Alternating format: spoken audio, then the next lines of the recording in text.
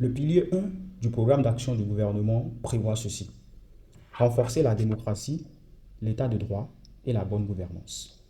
Ce pilier est subdivisé en deux axes stratégiques. Quand nous prenons l'axe stratégique 1, par exemple, il est prévu de renforcer la démocratie et l'état de droit. Alors, chers amis, au vu de ce qui se passe aujourd'hui dans le contexte politique béninois, est-ce qu'on peut tirer comme conclusion que la démocratie a véritablement été renforcée et que l'état de droit prévaut aujourd'hui au Bénin? Vous savez, la réforme principale sur laquelle on peut se baser pour effectuer l'analyse, pour voir si ce axe stratégique, justement, a été respecté par le pouvoir de la rupture, c'est la réforme du système partisan. La réforme du système partisan est une réforme dont, en général, on peut reconnaître en fait que l'idée qui sous-tend cette réforme-là, l'esprit qui sous-tend cette réforme-là est quelque chose de bien pour notre population. Parce qu'il faut dire que l'état des lieux avait été effectué et toute la classe politique, entre-temps, était d'accord que justement, il y a une pléthore de partis politiques et donc que cela n'est pas bien. C'est un fait. Et nous sommes tous d'accord sur ça. Mais alors, aujourd'hui, la réforme du système partisan a abouti euh, à l'installation de l'hégémonie de deux partis politiques au Bénin. Et ces deux partis politiques soutiennent uniquement les actions du président de la République. En réalité, euh, ce que moi j'y vois, c'est qu'en fait, cette réforme-là, loin de vouloir même écarter l'opposition de la compétition électorale, c'est une réforme en réalité qui vise l'exclusion de la jeunesse du jeu politique. C'est la jeunesse qui est en train d'être méthodiquement rayée de la carte politique béninoise, de l'espace politique béninoise. Et donc, aujourd'hui, on ne pourrait pas dire en fait que l'état de droit, que la démocratie est intégralement ce qui prévaut dans le paysage politique béninois. Chers amis, avant-hier, il y a le professeur Joseph Djogonou qui a été élu président de l'Assemblée nationale. On se souvient comme si c'était hier le fameux certificat de conformité qui a été fabriqué lorsqu'il était encore aux affaires au niveau de la Cour constitutionnelle. Et c'est depuis ce temps-là que les problèmes ont commencé. Tel que le système est aujourd'hui, le système qui est mis en place aujourd'hui est un système qui veut régner pour plusieurs années. Pour plusieurs années. Récemment, il y a la Constitution qui a été révisée et donc le septennat qui vient d'être désormais instauré. Pour dire quoi? Quand on regarde tout simplement la configuration de l'Assemblée nationale qui vient d'être installée, chers amis, quel est le pourcentage des jeunes qui sont représentés au Parlement? Posons-nous les vraies questions. Moi, je ne suis pas en train, n'est-ce pas, de faire un débat partisan. Mais non, ce qui me tient vraiment à cœur, ce sont les intérêts de la jeunesse. Cette réforme du système partisan est une réforme qui est en train de vouloir nous amener vers l'instauration d'une pensée unique. Et dans un système pareil, la jeunesse ne pourra pas contribuer, n'est-ce pas, à l'animation de la vie politique, ni même s'exprimer.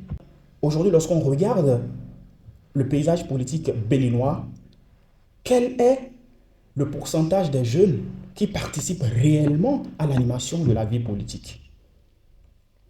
Combien de jeunes? Est-ce que la promotion des jeunes est vraiment faite? Alors qu'en réalité, mais le premier levier du développement aujourd'hui d'une nation, c'est la jeunesse. La jeunesse doit être associée aux actions de développement. La jeunesse doit participer à l'animation de la vie politique. La jeunesse doit, n'est-ce pas, siéger au niveau des instances de prise de décision. C'est très important. On ne saurait écarter la jeunesse de la gouvernance. Donc, sur le plan de la réforme du système partisan, moi je pense que, franchement, c'est un échec total. Ce système qui a été mis en place, ce n'est pas un système inclusif. Ce n'est pas un système inclusif. Et sachant très bien la place qu'occupe la politique aujourd'hui dans le rôle, ou du moins dans le développement d'une nation, c'est important que les décisions politiques, que le système politique en place puisse être un système politique de sorte à permettre une diversité d'opinions, de sorte à permettre un pluralisme d'expression idéologique. Les deux principes fondamentaux de la démocratie, chers amis, sont le pluralisme politique et le libéralisme économique. C'est bien beau de dire aujourd'hui qu'on veut un peu réduire la pagaille qui se passait entre-temps dans la scène politique béninoise. Nul n'en veut à l'idée même, à l'âme même de la réforme du système partisan. Mais c'est la méthode et la manière dont cette réforme a été mise en place qui est mauvaise. Et moi, je pense que c'est quelque chose qui n'est pas du tout à l'avantage de la jeunesse. Nous avons l'ambition, un jour, de participer également à l'animation de la vie politique de notre pays. Aujourd'hui, on dit que le prochain président de la République qui sera élu va, n'est-ce pas, faire un mandat de 7 ans. Pendant que dans la plupart des pays, beaucoup de personnes optent pour le quinquennat. Nous, on quitte un quinquennat et on passe au septennat. Encore, on nous parle d'une trêve politique. En gros, aujourd'hui, on veut en fait faire taire toute voix dissonante, toute voix dissidente et toute voix qui ne parle pas le même langage en fait que le pouvoir en place. C'est de la contradiction que jaillit la lumière. Il faut permettre l'expression de diverses idéologies. Je pense sérieusement qu'il ne faut pas du tout tuer la liberté d'expression. Il faut permettre à toutes les Béninoises et Béninois de participer au débat politique. Parce que nul n'a la science infuse. Nul n'a la science infuse. Donc, sur ce plan-là, ou la stratégie 1 du programme d'action du gouvernement, moi je pense que le pouvoir talon n'a pas du tout réussi. Le pouvoir talon n'a pas du tout réussi parce qu'aujourd'hui, on ne peut pas dire que la démocratie a été renforcée, que c'est l'état de droit qui prévaut avec tout ce qui se passe, les arrestations massives et tout.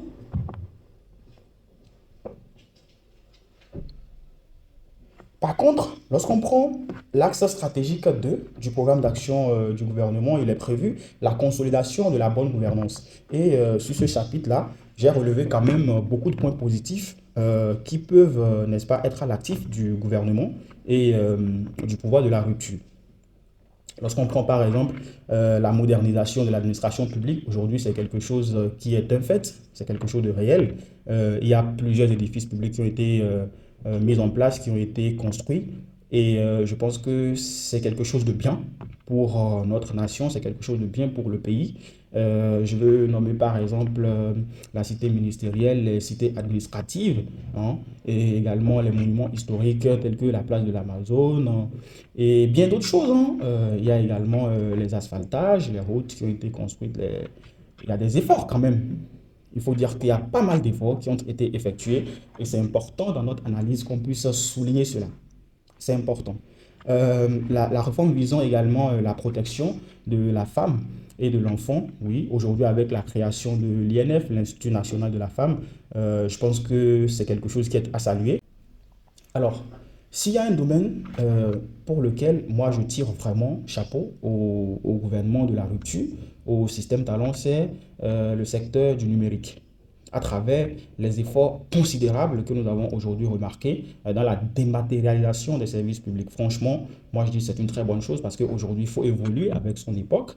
Il y a plusieurs mesures qui ont été prises et qui aujourd'hui facilitent la vie aux populations. Le e-service qui a été lancé, que ce soit le passeport, que ce soit en fait que ce soit plusieurs actes administratifs. Aujourd'hui, on a la possibilité de les faire en restant chez soi, en se connectant seulement à travers son téléphone et voilà, en validant tout simplement voilà, les documents essentiels dont on a besoin. Et ça, franchement, c'est quelque chose de formidable. Il faut tirer un chapeau au gouvernement. Aujourd'hui, notre analyse va tout simplement se limiter, n'est-ce pas, au pilier 1 du programme d'action du gouvernement. où il a été, n'est-ce pas, prévu deux axes stratégiques. La stratégique 1 qui parle de renforcer la démocratie et l'état de droit. Sur ce plan-là, franchement, moi je pense que les résultats sont mitigés. Les résultats sont mitigés. On ne peut pas forcément dire aujourd'hui que la démocratie a été renforcée parce que c'est un parlement monocolore qui a été encore installé et on ne sait pas aujourd'hui quelles sont les lois, quelles sont les différentes lois que ce parlement-là va goûter. Et quel intérêt, n'est-ce pas, ces différentes lois-là vont servir. Mais par contre, au niveau de l'axe stratégique 2, où il a été prévu la consolidation de la bonne gouvernance, je pense que c'est un point sur lequel il faut, n'est-ce pas, reconnaître qu'il y a des efforts considérables qui ont été effectués.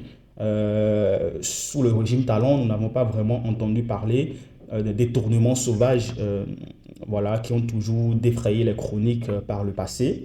Donc oui, il y a déjà une amélioration sur ce point de vue-là, à travers même déjà la création du Haut Commissariat à la prévention de la corruption et de certains organismes qui, n'est-ce pas, désincitent les gens à dilapider les fonds et les ressources publiques. Il y a des résultats remarquables qui sont observés et c'est à l'actif du gouvernement. Mais sur l'axe stratégique 1, c'est un fiasco, c'est un échec total. Et cette réforme du système partisan, ce système qui a été actuellement mis en place, ce n'est pas un système qui est à l'avantage de la jeunesse. C'est un système qui, en fait, va enfermer, n'est-ce pas, c'est un système qui verrouille la compétition électorale à la classe politique qui a toujours animé la vie politique béninoise, c'est-à-dire les anciens. Alors qu'il faut faire de la place à la jeunesse. Nous avons notre mot à dire, nous voulons également participer au débat politique et c'est important que le système y soit ouvert de sorte à ce que toutes les filles et tous les fils du Bénin puissent participer à l'animation de la vie politique. Merci beaucoup. C'était MK, prenez soin de vous et à la prochaine.